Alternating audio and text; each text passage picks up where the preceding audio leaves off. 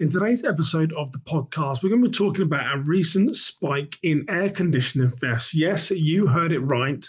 There is an increase in houses of worship having their air conditioners stolen. Now, someone mentioned this to me during the week, and I hadn't heard about this before, and I started to do some research.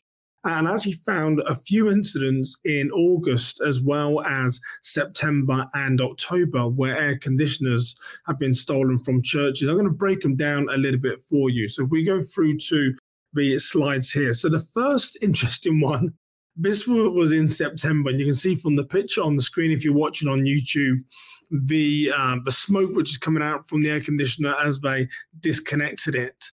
And this one was not gated off, didn't seem to have any security around it. And if we look at the picture here now, we can see that these two assailants carry away the air conditioner. So this is where someone reached out to me and said, Simon, there seems to be a spike in air conditioning thefts. Have you seen this? I hadn't, but then I researched and I found something interesting. So in a church in Atlanta in August, they had an air conditioning machine, a unit stolen.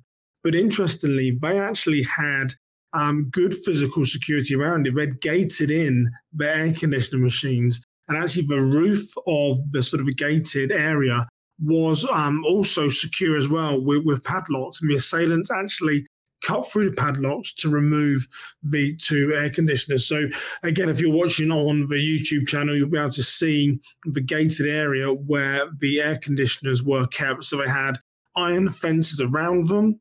Then they had a roof, which was solid metal with a mesh over, and the assailants sort of cut the lock, so to speak, to get in. But here is what is very interesting. I want to play you the video of the pastor talking about the offenders that have stolen their air conditioning machines. So we started off talking about the spike in air conditioning machines being stolen. I am going to come back to that, but I want to play you a short video of the pastor where he is talking about his feelings towards the assailants.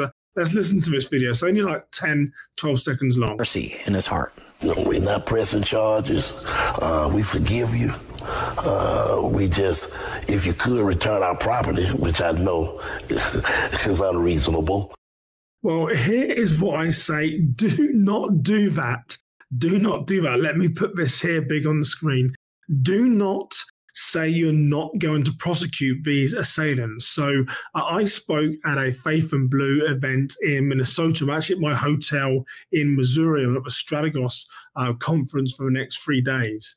And at the Faith and Blue, I spoke about the security culture that we have. And I spoke about how in house of worship, we can get confused between the physical laws of the world that we live in, i.e. human laws that we have, and then the spiritual laws. So yes, it's important to forgive these assailants, but by saying that, not only are you rationalizing their behavior to them, but you're saying not only are we a soft target, easy environment, you're also saying that if we do catch you, we're not going to prosecute. So that's one of the things I really want to make clear in this video is that if you have anyone in your house of worship that has this mindset, please try and challenge it, because by saying we're not going to prosecute, well, they're saying, well, this is fair game then. So we can do whatever we want at this church and they're not going to prosecute. So do not do that. So just some things to consider then. So these people are coming to houses of worship and they're stealing things that you might not necessarily feel have too much of a value. So some things to consider in your house of worship. What are those utilities? What are those things that you might not say, well, it's not a TV, it's not a camera, it's not something to do with worship, but where else is the value in your church? And I would encourage you to write that list down and say, where else do we have expensive things that someone might steal from us? The next interesting thing, we saw at the second church, the one back from the summer in August, where the pastor said that he'd forgiven these people and we're not going to prosecute. We saw they had perimeter fencing and locks. Now, yes, the assailants got through those locks. They cut the locks and they still stole the air conditioner. However, it must have slowed them down. It must have delayed them. It meant they had to bring some bolt cutters with them. So as you look at your utilities, really consider, do we have good perimeter security around our utilities? Are we doing things to try and slow the assailant down? So there could be a passing car in the middle of the night. It could be that someone's seen him and called 911.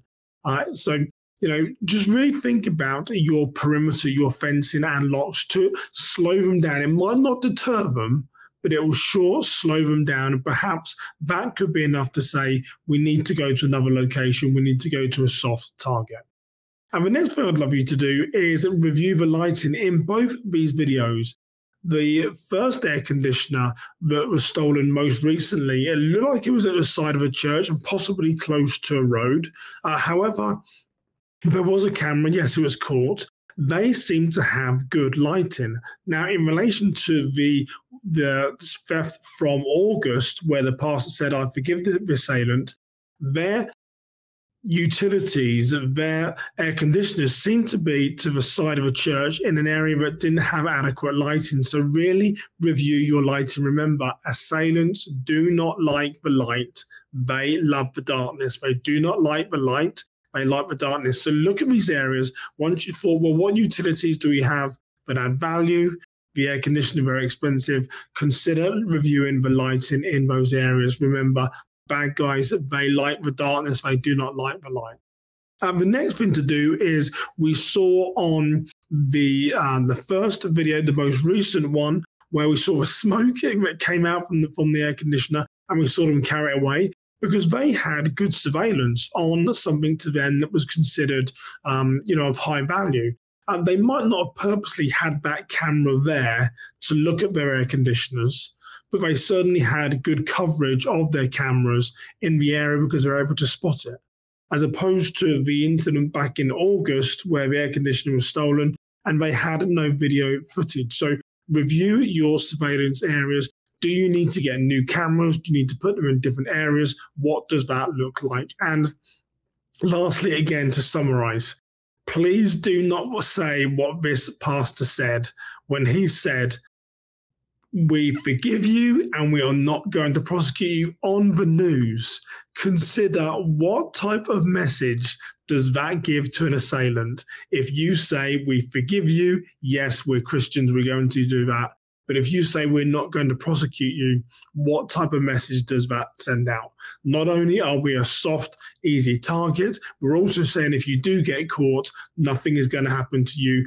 Where is the consequence in that? Remember, there is a physical law that we live by, the human law of the land, and there is a spiritual law that we live by. The spiritual law, it's okay to forgive the assailant, but the human law says if you do certain things, that you may go to prison, that you may be arrested, or society says that you cannot do this. So I'd really encourage you, if people commit crimes against you, please, please, please make sure that you follow up and prosecute. This is the human law of the land, not our spiritual law. You can still forgive those people, but make sure they're being held accountable. So I just want to quickly jump in and talk about that, because people have been saying to me that, hey, Simon, have you noticed the spike in air conditioner theft? I hadn't done until researching and looking at those two cases. But as always, that is what I think about these two incidents. I'll drop a link to below so you can see the news articles. What do you think? Are you seeing a spike in air conditioning thefts? What do you see when you look at the videos? And importantly, what would you say to that pastor when he says that we forgive you and we're not going to prosecute? I don't think that's the right thing. What do you think? Please drop your comments below. But for now, you have a blessed day, and I'll see you in the next episode. Take care, everybody.